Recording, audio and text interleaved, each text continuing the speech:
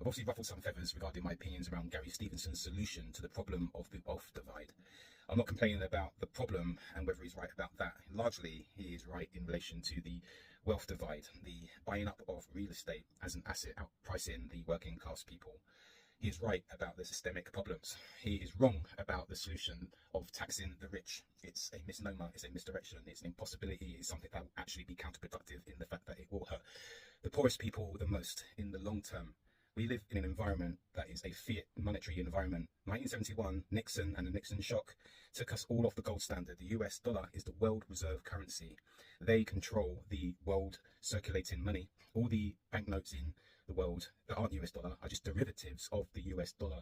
Whenever the Fed, the World Bank, turn on the money printer, they export that inflation across the world, hitting the global south hardest first, and then all the other derivatives on top of that.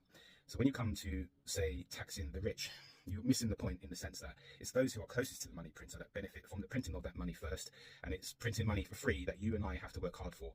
The tax that you pay in your pay packet is only to try and sort of hedge against the inflation that they are creating themselves. They're getting you to work, get paid, taxing you for the printing that they've done of the money that they've benefited from first. There's no ability to tax the rich when the rich are the ones that are in control of the money spigot.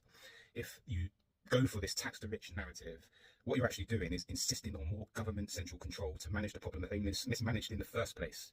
You're asking for them to enforce something and redistribute something, but really it's more bureaucracy, more surveillance, more coercion, and you're giving them more power in the same system that created the wealth gap in the first place. So you've got to understand the fundamental issues here, and that is that money is backed by nothing and it can be created out of thin air.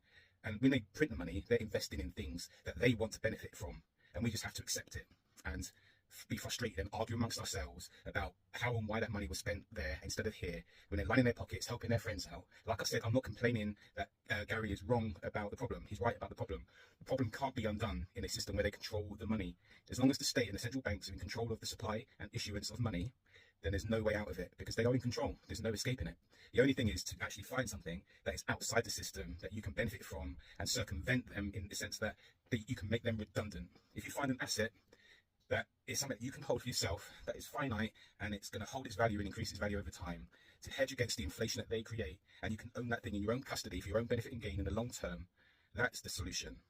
Not taxing the rich, because it's you and I that will be paying for it. And who decides what's fair? Who decides who is rich, what the amount is?